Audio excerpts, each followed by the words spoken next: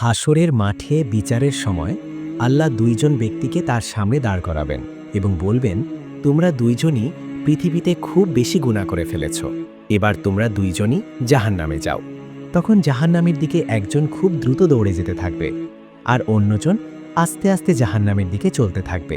তারপর দুইজনের মাঝে যে ব্যক্তি আস্তে আস্তে যাচ্ছে সে বারবার আল্লাহর দিকে ঘুরে দাঁড়াবে। মহান আল্লাহ রাব্বুল আলামিন দুইজন ব্যক্তিকেই পুনরায় তার কাছে ডাকবেন।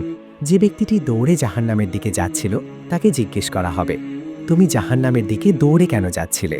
সে বলবে, দুনিয়াতে আমি আপনার কোনো হুকুম পালন করিনি, আজ আপনি একটা হুকুম দিয়েছেন সেটা পালন করার চেষ্টা করছি।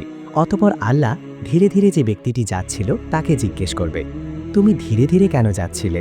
সে বলবে, হে আমার রব, দুনিয়াতে আমি শুনেছি আপনি বড় দয়ালু, তাই আমি আপনার দয়া প্রার্থনার জন্য বারবার ফিরে তাকাচ্ছিলাম। সবশেষে আল্লাহ এই দুইজন ব্যক্তির কথাতে খুশি হয়ে তাদেরকে মাফ করে দিবেন। ভিডিওটি ভালো লাগলে একটি লাইক দিয়ে আপনার মূল্যবান মতামত কমেন্টে জানান। ইসলামের এই বার্তা অন্যদের কাছে পৌঁছে দিতে শেয়ার করুন। আর এমন আরও উপকারী ইসলামিক ভিডিও পেতে আমাদের চ্যানেলটি সাবস্ক্রাইব করে সাথে থাকুন।